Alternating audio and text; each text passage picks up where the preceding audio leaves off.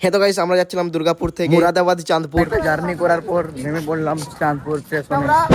এখান থেকে আমি এখন যাচ্ছি বাস স্ট্যান্ড, আর আমার খালা, খালু আর নানি সব টোটো দিয়ে এগিয়ে গেছে, আর আমরা এখন আব্বা আমাকে দিতে যাচ্ছে। ঠিক আছে, তো গাইস ফুল ব্লগগুলো দেখবে, আমার খুব মজা লাগবে। তো দিল্লি নতুন নতুন জায়গাগুলো যাব ঘুরতে, সেগুলো আপনারা দেখতে পাবেন। তো গাইস এই যে আমরা এখন বেরিয়ে পড়লাম। তো গাইস ভিডিওটা শেষ পর্যন্ত দেখো, ঠিক আছে?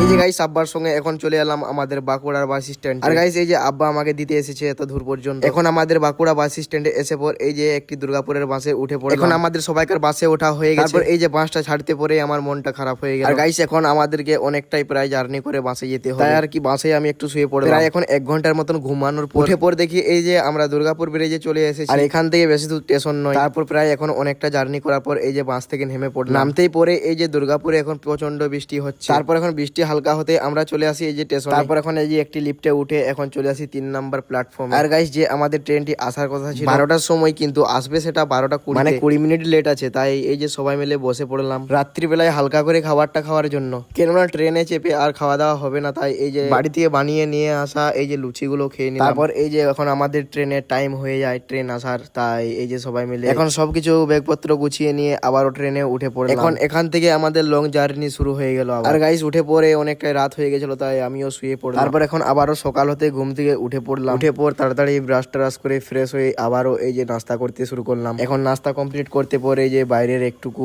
আবহাওয়াটা দেখছিলাম কিরকম, বেশ মেঘলা মেঘলা ওয়েদার আর শীতল বাতাস বইছে।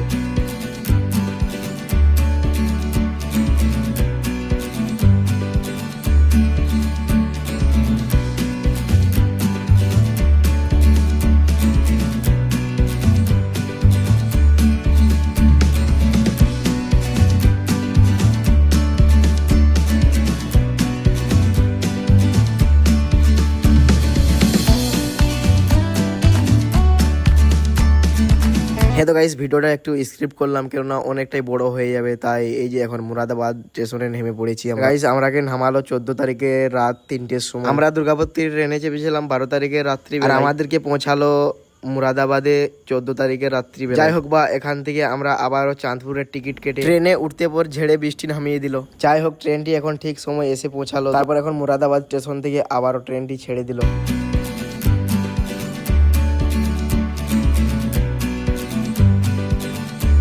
তারপর এখন মুরাদাবাদ স্টেশন থেকে চেপে এই যে চাঁদপুর স্টেশনে নেমে পড়লাম। গাইস এই লম্বা সফরটা আমাদের মোটামুটি ভালোই কাটলো। এখন চাঁদপুর স্টেশন থেকে বেরিয়ে এই যে একটি টোটো ধরে এখন আবারও চলে যাচ্ছি। আর গাইস এখন টোটোতে 5-6 কিলোমিটার আসার পর এই যে পৌঁছে গেলাম খালাদির। তো গাইস ভিডিওটা তোমাদের কাছে কেমন লাগলো কমেন্ট করে জানাও।